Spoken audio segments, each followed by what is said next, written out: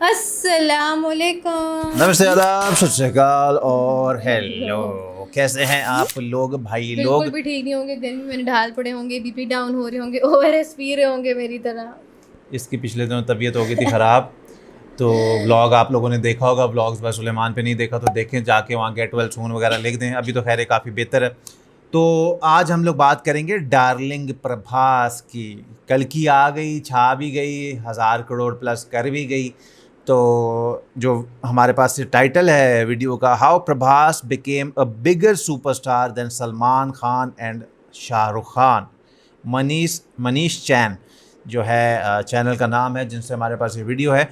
तो इस बात पे तो मैं बात नहीं करूँगा, सुपरस्टार तो वो हैं प्रभास, लेकिन कंपैरिजन वाले उसमें डेप्थ में मैं नहीं जाऊँगा कि कौन किससे बड़ा है, बट तीनों ही सुपरस्टार्स हैं।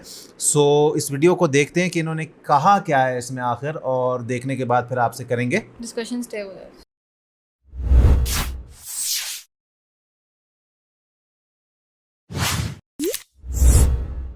प्रभास एक ऐसा एक्टर जिसने साउथ और बॉलीवुड को इंडियन सिनेमा बना दिया। 150 करोड़ ये वो नंबर है जहाँ पे अदर एक्टर्स की फिल्म का कलेक्शन खत्म होता है, बट यहाँ से तो प्रभास की फिल्म शुरू होती है, क्योंकि 150 करोड़ तो उनकी फिल्म का ओपनिंग डे कलेक्शन होता है। और इसीलिए आज ये बंदा इंडियन सिनेमा के बॉक्स ऑफिस कलेक्शन का डैडी माना जाता है। और इस बंदे ने दिखा दिया कि ये कोई टेम्परेरी सुपरस्टार नहीं है, क्योंकि कल्कि के कलेक्शन ने साहो, राधेश्याम और आदि पुरुष को नाश्ते में खा लिया। बाहुबली मूवी से सुपरस्टार बनने वाले इस बंदे की जर्नी को ये लाइन परफेक्टली डिस्क्राइब करती है। भले ही इंसान की लाइफ का टर्निंग पॉइंट कितना भी बड़ा और कितना भी इम्पोर्टेंट क्यों ना हो, बट वो पॉइंट उसकी लाइफ का एंडिंग पॉइंट तो नहीं होता है। इंसान चाहे तो लाइफ में उससे भी बड़ी बड़ी चीजें कर सकता है, और प्रभास ने इंडियन सिनेमा को उसे अचीव करके दिखा दिया। इंडियन सिनेमा में कई सारी मूवीज ने फर्स्ट डे कलेक्शन में 100 करोड़ की ओपनिंग ली है, लेकिन उसमें से 70% मूवी तो प्रभास की है। अब कौन बोल सकता है कि ये बंदा सुपरस्टार नहीं है? सभी लोग बोलते हैं कि बाहुबली ने इस बंदे को सुपरस्टार बना दिया, बाहुबली के बिना यह बंदा कुछ भी नहीं है। लेकिन आज के टाइम पे इस बंदे के नाम से मूवी ब्लॉकबस्टर हो जाती है। इस बंदे ने अपनी हर एक मूवी को बाहुबली जितनी बड़ी बनाने की कोशिश की है, चाहे वो साहो हो, राधेश्याम, आदि पुरुष या फिर सलार हो, और लेटेस्ट कल्कि, इसका नाम तो बाहुबली के साथ लिया जाएगा। जहां 1 या 2 फ्लॉप देने के बाद प्रोड्यूसर्स एक्टर्स को इग्नोर कर देते हैं, वहीं बाहुबली के बाद इस बंदे की सारी मूवीज एवरेज थी, बट उसके बाद भी इस बंदे को बड़ी से बड़ी मूवी मिलती रही। और आदि पुरुष के बाद तो मेकर्स की हालत भी खराब हो गई थी, और यहाँ तक कि पब्लिक ने भी इस बंदे का एंड ही बोल दिया था कि प्रभास अब खत्म। और इसके बाद तो इस बंदे के ऊपर फेक बॉक्स ऑफिस कलेक्शन दिखाने का इल्जाम भी लगा, बट सलार और कल्कि ने सब बदल दिया और प्रोड्यूसर्स और फैंस की एक्सपेक्टेशन को 10 गुना ज्यादा बढ़ा दिया। और आज के टाइम पे ये बंदा फिर से बाहुबली वाली जगह पे आ गया है, और ये सिर्फ स्टार्टिंग है। इसके आगे आगे क्या होने वाला है ये तुम सोच भी नहीं सकते। सो ये वीडियो सिर्फ प्रभास के लिए। तो इस वीडियो में हम प्रभास के राइज से लेके प्रभास के रूल तक की पूरी कहानी जानेंगे। तो इस वीडियो के लिए कोई भी कमेंट नहीं आया था, लेकिन मुझे खुद इसके ऊपर वीडियो बनानी थी तो मैंने बना दी। अब तुम्हें ये कैसी लगे तुम कमेंट में बता सकते हो, लेकिन बिना देरी करते हुए करें शुरू। Let's go.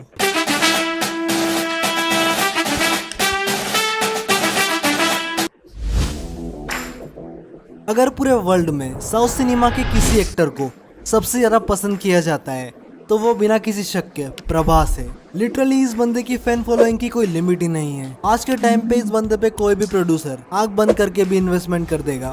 थिएटर स्टेडियम में बदलना, बड़े बड़े स्टेचूज लगवाना, crazy fan events, massive fan base and God level screen presence, और ऑनलाइन टिकट प्लेटफॉर्म का क्रैश हो जाना, इसे बोलते हैं प्रभास, द रियल राजा साहब ऑफ इंडिया। राजा साहब। बट ये सब हुआ कैसे? स्टार्टिंग से ये बंदा इतना बड़ा नहीं था, बट इनका नाम वो तो बहुत बड़ा था। प्रभास ये इतना सा नहीं है, इसमें काफी कुछ है।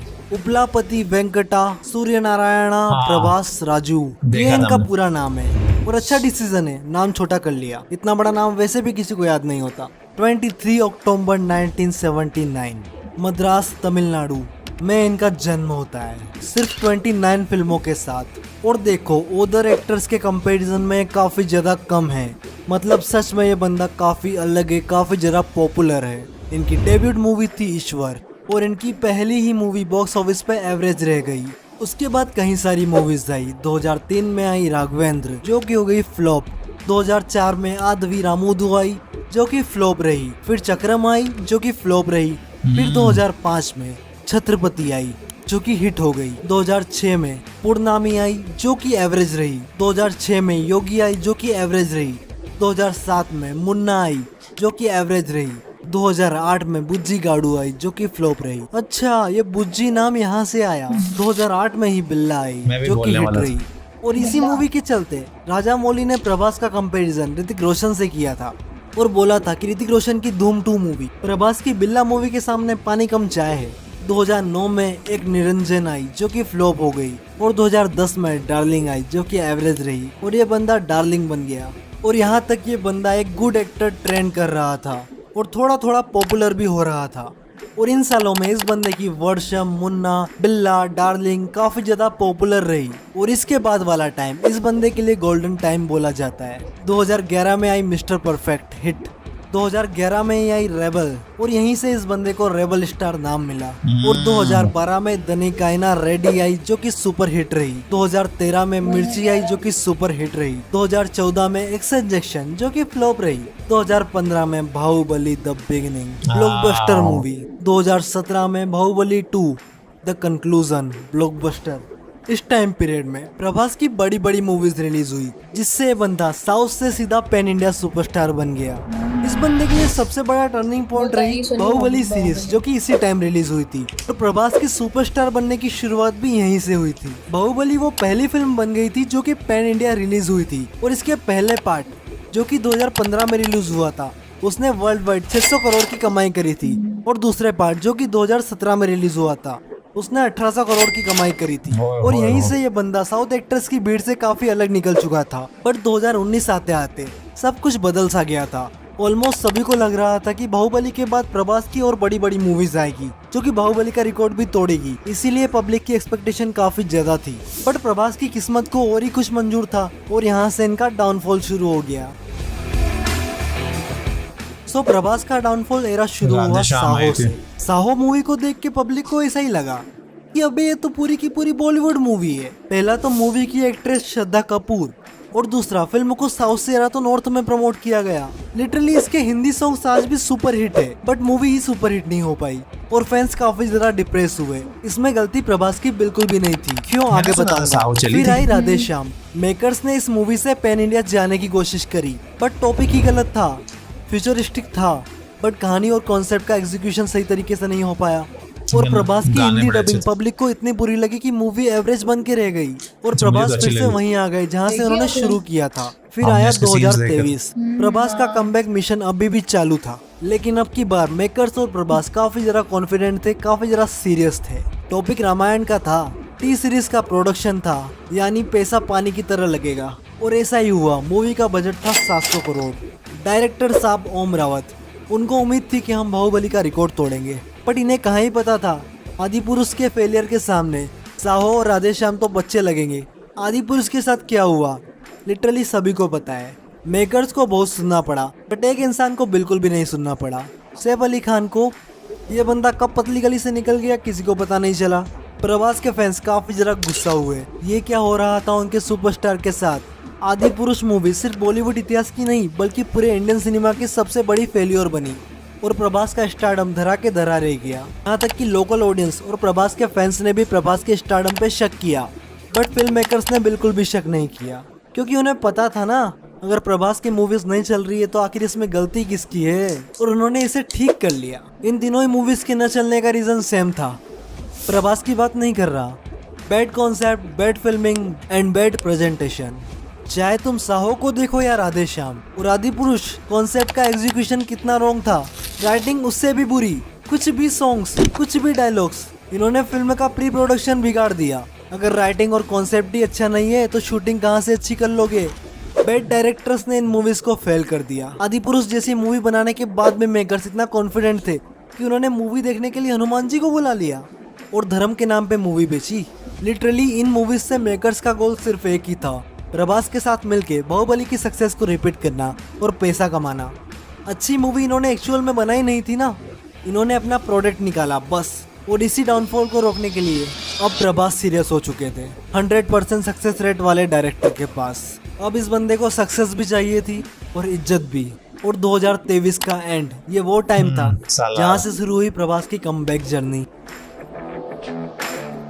इस डायरेक्टर के पास अच्छा, जाने के बाद प्रभास कल अब की भी। टेंशन फ्री हो गए थे। अपनी डोर किसी और के हाथ में दे दी थी और वो थे one and only KGF universe के विधाता प्रशांत नील साहब। प्रभास ने बोला भाई जो तुम्हें करना है वो करो, सक्सेस दिला दो और इज्जत भी दिला दो। और नील साहब भी मान गए और रिस्क लेने पे उतर गए। लिटरली ये बंदा चाहता तो सलार को KGF से जोड़ सकता था और 2000 करोड़ पक्के थे, पर नहीं किया और रिस्क ले लिया। बट मूवी चल पड़ी और 700 करोड़ कर लिया। फाइनली इतने सालों के बाद प्रभास को ब्लॉकबस्टर मिल गई थी। सुपर और हिट। बाहुबली के बाद ये दूसरा ऐसा डायरेक्टर था जिसने प्रभास का 100% यूज किया था। बट अभी भी प्रभास को वो इज्जत नहीं मिली थी जो उन्हें चाहिए थी। और तो और सलार पे कॉर्पोरेट बुकिंग का इल्जाम लगा, बट प्रभास चिल रहे और नेक्स्ट मूवी के लिए तैयारी करते रहे। और किसको ही पता था कि ये कमबैक तो अभी शुरू ही हुआ है। सलार के बाद एक और आंधी अपने साथ भविष्य चला रही थी। नेगी बाबा के 5 से 6 साल की मेहनत, कल की 2898 AD। और ये था प्रभास के लिए असली इम्तिहान, करो या मरो। फिर से प्रभास आदि पुरुष वाली सिचुएशन पे खड़े थे। बजट था 600 crore, topic Hindu mythology and sci-fi. Local audience को थिएटर बुलाना था और सुपर हिट होने के लिए कम से कम 1000 करोड़ कमाना था और फिर अपनी इज्जत को भी फिर से जमाना था। चांस काफी कम था, एक भी गलती और सब कुछ एंड। प्रभास का कमबैक सपना, नेगी बाबा के 5 से 6 साल, वैजयंती मूवीज के 600 करोड़, दीपिका पादुकोण की प्रेगनेंसी में की गई मेहनत, रोल ही कितना था प्रेगनेंसी उनका। में? बट अमिताभ सर और कमल हसन का डेडिकेशन और इन एक्टर्स के 5-5 मिनट के कैमियोस दाव पे लगे थे। बट प्रभास ने बोला डेलाकोंड, सबका 2 गुना लेगा तेरा दुलकर प्रभास। सलमान। और रिजल्ट तुम्हारे सामने है। कल की ऑलमोस्ट 1000 करोड़ के आसपास पहुंच गई है और ये इतने पे नहीं रुकने वाली, अभी तो और भी फोड़ना है। कितने अप डाउन से भरी थी प्रभास की जर्नी, तो प्रभास ने आखिर ऐसा किया क्या, इतना बड़ा कमबैक हो गया। प्रभास का रूल एक ही था, सीधा सिंपल, पैसा जाए भाड़ में। मूवी मतलब रियल कंटेंट, पब्लिक का 100% एंटरटेनमेंट कराना है और उन लोगों के साथ काम करना है जो कि इन चीजों को समझते हैं। वरना 700 करोड़ बजट, दोनों ही मूवीज का ऑलमोस्ट सेम था, बट रिजल्ट तुम्हारे सामने है। और भले ही हमारे लिए ये एंड हो, बट प्रभास ने ये शुरू किया है। तुमने इनकी अपकमिंग मूवीज देखी है या नहीं? और ये तो पक्का है कि ये बंदा अगले डेकेड तक इंडियन सिनेमा पे रूल करेगा। चलो एक बार नजर डाल देते हैं इनकी अपकमिंग मूवीज के ऊपर। मूवी नंबर 1 सलार 2 बनेगी पक्का, बट कब? 2025 में। Movie number 2 spirit, Vanga plus Prabhas Sandeep इजिकल रेड्डी टू वांगा। बॉम्ब, Animal तैयार के रहो जो हैं 2026। director। मूवी नंबर 3 इसके बाद आएगी KGF। ये तो मेरा भी सपना है भाई, रॉकी भाई और सलार को एक साथ देखना है 2025 या फिर 26। मूवी नंबर 4 बहुत हो गया टाइम शायद पास, राजा साहब भी आ रहे। एंटरटेनमेंट दी राजा साहब। मूवी नंबर 5 कल्कि का पार्ट 2। इतना हाँ। जल्दी नहीं भैया, 2026 तक का वेट कर लो। और movie number 6 Prashanth Neel and the Prabhas फिर से एक और बार कोलैबोरेशन करेंगे और अब मूवी का टाइटल होगा Ravan. Movie number 7 Prabhas plus Lokesh Kanagaraj. और ये मूवी LCU के एंड होने के बाद आएगी और ये मूवी लोकेश सर के करियर की लास्ट मूवी भी होगी। मतलब समझ लो कितनी बड़ी मूवी होने वाली है। और मूवी नंबर 8 ये मूवी आएगी, बट कब आएगी किसी को नहीं पता। बाहुबली 3, बट इसका इंतजार तुम सभी को है और मुझे भी। सो यहाँ पे होती है वीडियो एंड। अगर तुम्हें वीडियो अच्छी लगी वीडियो को लाइक करना। ओ यार क्या धमाकेदार वीडियो थी और प्रभास द सुपरस्टार के बारे में क्या क्या बातें हमको बताई हैं। तो देखें किस तो अगर ना एक बड़ी अच्छी बात है कि जब कोई मूवी फ्लॉप होती है उसमें एक्टर का कसूर नहीं होता है। सब आपको भी पता है, जो डायरेक्टर डायरेक्ट करता है या प्रोड्यूसर, बेसिकली उनका कसूर होता है कि वो मूवी अच्छी तरह से बनाते नहीं है। एक एक्टर अपना काम क्या करता है, अच्छी एक्टिंग करना, ठीक है। उसको क्या स्टोरी लाइन दे रहे हो, कैसा VFX रख रहे हो, कैसी डायरेक्शन वो कर रहे actor हो, का काम नहीं होता। वो कैसा प्लॉट है, कैसे डायलॉग्स हैं, वो एक्टर का काम नहीं होता। तो प्रभास के ऊपर मैंने जहाँ तक देखा लोगों की उंगलियां नहीं उठी थी जब आदि पुरुष फेल हुई थी, Basically बल्कि उन्होंने लोग makers कह रहे को थे कि बोला था। प्रभास का गलत यूज़ किया गया है आदि पुरुष में। प्रभास एक लाजवाब एक्टर है और वो काफी लोगों ने कहा था प्रभास का 1% भी नहीं है। लोगों ने कहा था जो मेकर्स हैं जिन्होंने बनाई है ना, उन्होंने सब कुछ, मतलब उस मूवी में आपको भी पता है डायलॉग्स गलत रख दिए थे। वो मतलब अच्छे तरीके से सब movie नहीं गलत बनी, कर सब दिया था। गलत लोग कर कह दिया रहे था। थे कि सब कुछ इन्होंने गलत कर दिया और वो बनाई हुई थी रामायण के ऊपर बनाई हुई थी, लेकिन लोग कह रहे थे कि भाई रामायण में ऐसा कहाँ है, ऐसा किधर है, हमें दिखाओ। डायलॉग्स इतने लोग कह रहे थे कि बहरहाल। और दूसरा ये राधे श्याम मूवी की बात करें जो जिसमें इनको पता चल जाता इनको है, पता चल जाता है फ्यूचर, और लेकिन हमें उसका उस scenes प्रभास की हिंदी बहुत अच्छी लगी थी। ये बता रहे थे कि हिंदी लोगों को नहीं पसंद आई, इस वजह से वो फेल होगी। हमें बड़ी अच्छी हिंदी, बड़ी पावरफुल इनकी वॉइस है। तो मेरे ख्याल से मैंने भी सुना था चली थी। साहो मैंने भी सुना था कि हिट हुई थी।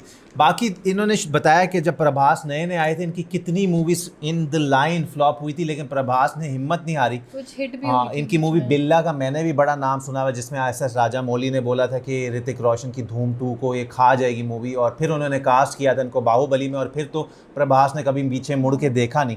और दूसरा ये कि इनकी जो अपकमिंग फिल्म्स की अगर हम बात करें, कल की तो सुपर डुपर हिट ब्लॉकबस्टर हो चुकी है, 1100 करोड़ प्लस कमा लिया उसने। राजा साहब आ रही है, स्पिरिट संदीप रेड्डी वांगा के साथ जो एनिमल के डायरेक्टर हैं, और ये कह रहे हैं सालार 2 भी होगी, KGF 3 में भी शायद कुछ ना कुछ हो। हाँ, और बाहुबली 3 का तो अगर अनाउंसमेंट जब होगी तो सभी को इंतज़ार है।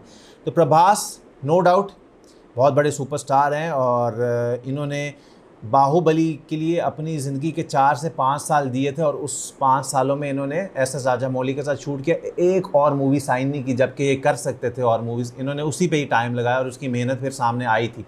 पहली ने 600-700 करोड़ कमाया, दूसरी ने 1800-1900 करोड़।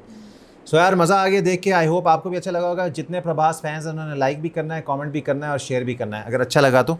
लाइक शेयर सब्सक्राइब कर माय ब्लॉग्स में, लाइक शेयर सब्सक्राइब कर लो। इंस्टाग्राम पे फॉलो कर लें लेटेस्ट फोटो स्टोरीज और अपडेट्स के लिए। इसी तरह हम आपके लिए लाएंगे new and different reactions daily. तब तक के लिए रखिएगा अपना ढेर सारा ख्याल। अल्लाह हाफ़िज़।